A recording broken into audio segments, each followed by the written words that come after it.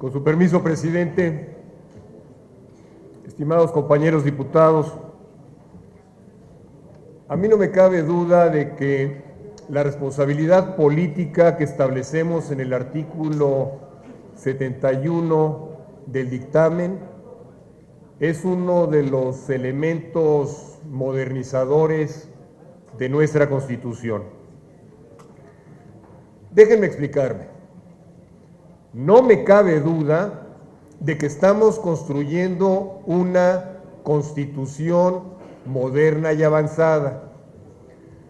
Y aun cuando desde esta tribuna se han alzado voces que pretenden recriminar los alcances del trabajo, yo creo que existen evidencias contundentes de por qué esta será una de las grandes constituciones de las grandes ciudades del mundo. Bien sea que hablemos de la Carta de Derechos con sus múltiples avances que permitirán a los ciudadanos vivir desde luego una vida más rica y más plena en la ciudad, o si hablamos de la progresividad como un elemento característico de nuestra Constitución, progresividad constitucional establecida en el artículo 75, progresividad social establecida en el artículo 14, progresividad presupuestal cuando decimos que deberán utilizarse los recursos de la hacienda pública para el máximo del cumplimiento en los derechos establecidos en esta Constitución, o bien cuando hablamos de la participación ciudadana en las principales decisiones de la ciudad, un gobierno abierto a la ciudadanía, unas decisiones gubernamentales sujetas en muchos casos a consultas ciudadanas vinculantes, o bien cuando hablamos de la planeación, una planeación efectiva, democrática, real, que establecimos en los artículos correspondientes. Todas estas son evidencias claras de una Constitución avanzada. Pues bien, todos estos elementos no serían si no tuviéramos también la garantía de un buen gobierno que materializa, que concretiza realmente estos avances en elementos prácticos y reales. Y dentro de estas está la responsabilidad política de los funcionarios, que es para mí la responsabilidad más grave que pueda tener un funcionario, porque es la responsabilidad que proviene de la protesta que toman los altos funcionarios de cumplir y hacer cumplir la Constitución y las leyes que de ella emanen. Una responsabilidad que desde luego implica a los funcionarios por sus acciones y por sus omisiones. Es una suerte de revisión de la legalidad. Así de importante es esta responsabilidad política.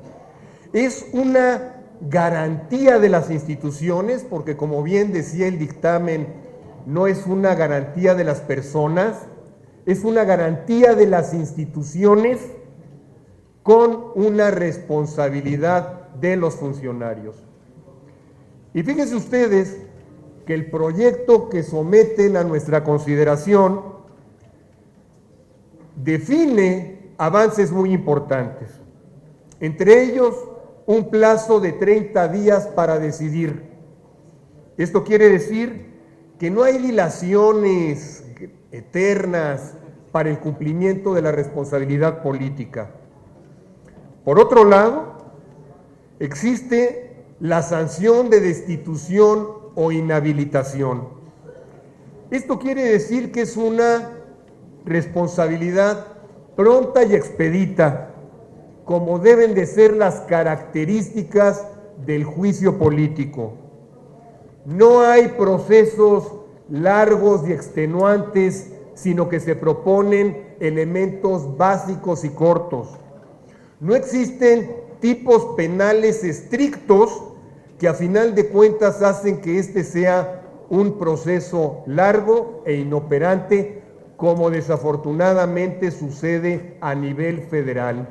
Aquí hemos avanzado sin duda en un procedimiento expedito y claro que hará del juicio político y la responsabilidad política un elemento característico de la Constitución de la Ciudad de México. Quisiera, sin embargo, sugerirle a la Comisión de Armonización o a la comisión correspondiente dos elementos que creo que son muy importantes. En el artículo 71, numeral 1,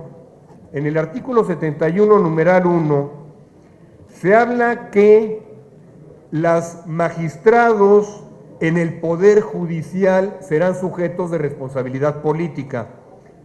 Pienso yo que no es correcto hablar de Poder Judicial, que deberíamos de hablar de la función judicial, porque de otra forma estamos dejando fuera de esta responsabilidad tanto al Tribunal Electoral como al Tribunal de Justicia Administrativa.